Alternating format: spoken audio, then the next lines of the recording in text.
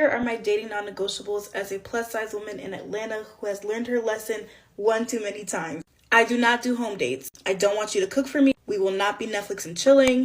Just no to all of the above. No. The world is not safe, but Atlanta specifically is not safe. It's just not appealing to me. Like the idea of going to a stranger's house to like eat food that I could do at home and watch TV that I could watch at home. It's just not enticing. Number 2, all those low effort dates that y'all keep pitching, ice cream dates, coffee dates. Somebody told me that she's been asked on a people watching date. Number 3, I don't do last minute dates. So quick story time. I used to talk to this guy and then I didn't hear from him for a couple days, but I really didn't notice because I'm so busy and I was talking to other people. And he hit me up out of the blue and he was like, I have 2 tickets to this concert and it's tomorrow night. No. Like, to me, those last minute dates are so insulting because you're basically just saying like, I tried several other people and they either didn't respond or I just don't have any other options. Anytime I've gone on like a last minute date just to go, I absolutely regretted it. You need to have a car. Full stop before I explain. Car is in the shop, if it was recently totaled, if I don't know, if you're having work on it, I'm obviously not talking to you because I know somebody's going to come and try to twist it up and say, oh, what if my car just got totaled? That means I can't date you. I'm saying if you are chronically without transportation in a city that is not walkable, then no. I don't date men with kids. No explanation. I do not date music artists. Do I want to explain that? No.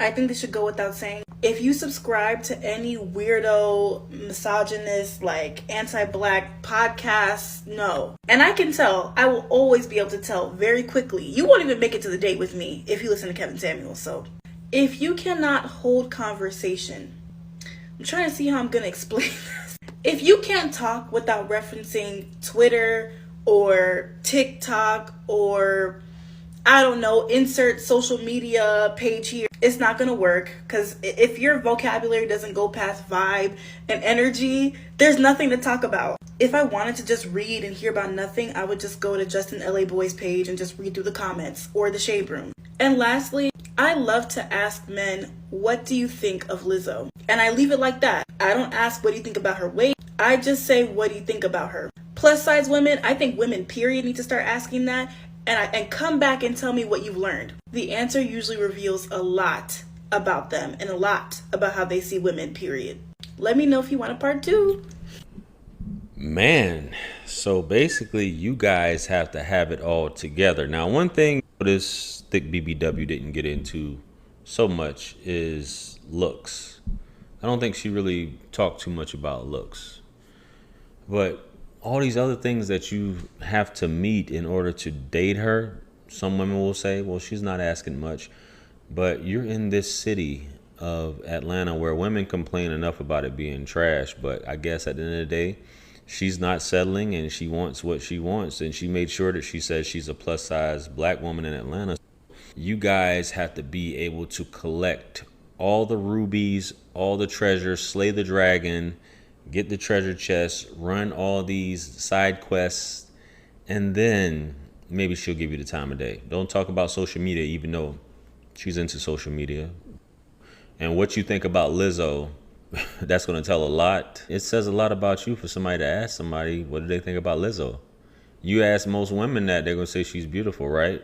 But if you tell a woman, as we always say, hey, you remind me of Lizzo, they're going to take it as you're basically insulting them, right? If you say, hey, you look like Lizzo, you remind me of Lizzo. And I'm pretty sure this lady right here will feel the same way if someone says, hey, you remind me of Lizzo. That'll tell you a lot about a man. If he watches certain podcasts, and you'll be able to tell off top, maybe she is getting the man of her dreams at the end of the day. And I'm not saying a woman should settle for anything, because a lot of women who talk like this, usually they end up taking care of dudes, but they'll supposedly require on these videos everything in the world, but she'll have a dude at home she's actively taking care of. But anyway, she did a follow-up video, or she did some other videos talking about a date that she went on, guys. So we're gonna go ahead and jump into that journey. Let's go. And then he asked me, do you get a lot of compliments? Are you used to compliments? Remember I told y'all in the past, men, and I think people in general, but I date men, Men are going to try to feel you out to see not only how you feel about yourself, but the attention that you're used to getting. And he also wants to see if you're going to downplay it and humble yourself in his presence. And I was like, yeah, I am used to compliments. And he was like, oh, okay.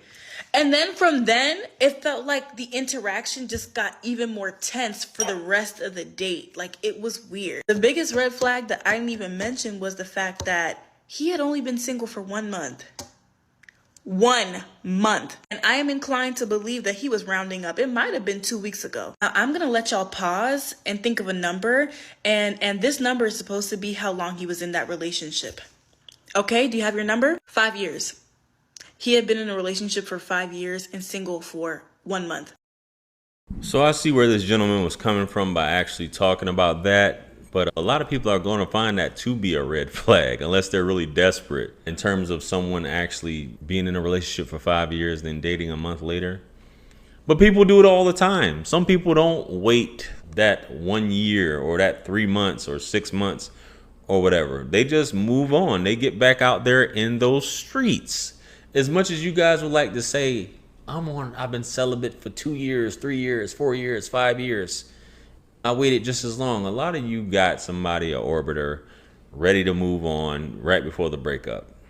So let's just be honest, man. But I think she got some follow-ups. Let's get into it. Let's go. I'm going to give you guys an update on my interaction with this guy because I have some thoughts now that everything has passed. Let me just say this. At this point in my dating life, it's important to me that I always give some type of closure or finality, even if I know it's not going anywhere, even if this person offended me, even if I know, like, this is someone I never want to speak to again. The least I can do is let you know why I'm no longer pursuing a connection with you and just moving on. As you can see, I told him very simply that it was nice to meet him and everything, but I just don't see a future because we're in 2 different places. And I was very pleasantly surprised at his response. It was pretty nice and seemingly emotionally mature. So I took that and moved on. I didn't say anything else. But then I was reminded why I always just block and never say anything, because he calls me in the middle of the day and I'm just like, what? I know tactics that certain people pull to, like, still have their hooks in you. They don't want to let you go after you've made it clear, like, I'm good. And so I'm just curious at this point. I'm just being nosy. I'm not invested. I asked him if he called me. He said, yes, it's all good. I don't say anything. And then again, he asked me, hey, can I talk to you? I have a question I want to ask you. I have been in a relationship with somebody who is severely narcissistic and manipulative. And this is something that they do. There's always like a hook, line, and sinker. It's like, hey, I have a question. Or it's just something that's really just ambiguous. You have no idea what they need, but they suddenly need to talk to you after you've made it clear, like, I'm good. Now, mind you guys, this is not someone that I had been talking to for weeks or months before we went out. There's no relationship here. I had only known him for about 2 days before we went on the date. So my point being is, there is no investment on either side for him to continuously try to talk to me. Anyway, he sent me a voice note. I'm going to play it for you guys now. Actually, this video is already long. Just come back for part 3. So before we get into that voice note or whatever that she's about to play, it's obvious, and this is what some women do when you're reaching out to them. They're telling their girls sometimes, hey, this is what this guy's doing, this is what this guy's doing. But obviously this guy's a little awkward. He's back on the dating scene. He doesn't know what to do. He doesn't know about over pursuing. He was being cordial, but he messed up by following up, because a woman tells you that she's not interested in you by the way she communicates with you. And none of you guys should be giving attention to women who show little interest in you, who you always reaching out to, because at that point you just keep raising her up and you just keep lowering yourself. You're diminishing yourself, trying to get her attention, trying to get her to see your point of view. Hey, I have a question. Maybe you can change your mind. And she's just like a lot of these other women talking, throwing that narcissist thing out there, and it's just ridiculous. And the fact that she's about to play his voice note is something completely different. But let's get into this voice note and see what he had to say. Let's go. Y'all are hilariously invested and nosy, and I love it. I'm gonna play the voice note for y'all in this video. I'm asking you to pay attention to what he's saying, how he's saying it, and imagine what type of response he is hoping to get from me. And we'll do an analysis in another video if y'all want me to, but here it is. Hey, Sahai. I just got home. I just want to say that, I really appreciate you for kind of handling everything with grace and just being upfront and honest with me. yeah, I realize I'm not emotionally ready, and I think you've actually helped me kind of see that. And I don't want to put that on you, and I think you deserve um, more than that. And for me, I'm just kind of really, to be honest, in a place where, as far as women, I'm just kind of best for one night of passion, to be quite honest with you. Um, so, even though I'd like to be friends with you going forward, I can understand there might be some boundaries involved, and I don't want to disrespect that at all. Um, as far as the question I had, I did notice that you used a lot of terminology that seemed like you've done a lot of um, work on yourself and/or therapy. When you talked about you wanted a man that's emotionally mature, and just asking me if I was healed from my situation, and where I'm at with that. That kind of spoke volumes to me as far as where you are, and that you've worked on yourself. So I just wanted to ask you, have you done therapy? Have you done work on yourself? Because whatever you're doing seems to. He's just trying to find another way to get what he wants. He is using choice words and phrases and tone of voice to manipulate the conversation so that I feel like he's a trustworthy person because he is telling me the truth. But in fact, he is not. Remember, I told him that I'm uncomfortable with the fact that he is only 1 month out of a 5-year relationship and that we're not in the same place emotionally. I made the decision to not talk to him anymore because he can't give me what I need. And he is choosing to respond to my comment as though he is willfully just sharing and volunteering this information to me when he is not. He was not being honest. He was not being forthcoming. He's only telling me this because I called him out. So the whole diatribe about me being so honest with him, yeah, he wasn't being honest with me and he knows that, but he's trying to fake the tone of him telling me something that I didn't already know. He's also trying to find an in, almost like a vulnerable point on me so that he knows which angle he can take to have some proximity to me. Notice that he said, oh, we can be friends, and there may be some boundaries involved. I'm not interested in being his friend, and I made that clear when I sent him my first message saying, hey, I'm good, I wish you the best. That was finality right there. Let's also note that this man is 8 years my senior, okay? He doesn't need a 25-year-old to tell him to go to therapy. There is nothing revolutionary that I can tell him about his relationship or his patterns. I don't know him. So the really manufactured tone of sincerity and trying to stroke my ego by saying, oh, I can tell you've done some work on yourself. How about you tell me what you've done? I'm not sharing that information with you. Remember my original video where I said the best thing you can do when you're getting to know a man is shut your mouth and listen to what he's saying. He is hoping that I give him information so that he can use it in the future to get in good with me. Notice that he also admitted that he is only good for 1 night of passion. He just wants to. But that is not what he told me from the beginning. He's only admitting it now because I pulled his card. So that whole voice note was just an attempt to find another in to talk to me and hopefully break me down, because women have a tendency to see the good in people and give people the benefit of the doubt. And I'm sorry, if a man is asking to be your friend after you tell him that he doesn't have what you need or what you're looking for. So that's it for that, guys. And obviously this woman has trust issues by the way she's talking, and that she's using this guy as something to flex on. And hey, I've solved it. He wanted to clap my cheeks and he wanted to be friends. And this is obviously a guy that realized that he should have lied to you from the jump. He should have lied to you and gotten the buns, because all this other stuff is just, you're basically making him look like a sucker, like a clown, that he's a narcissist. He's trying to find another way that he can have some type of proximity to me, and he can use this against me in the future. He can give me a baby, leave me, and do all this stuff.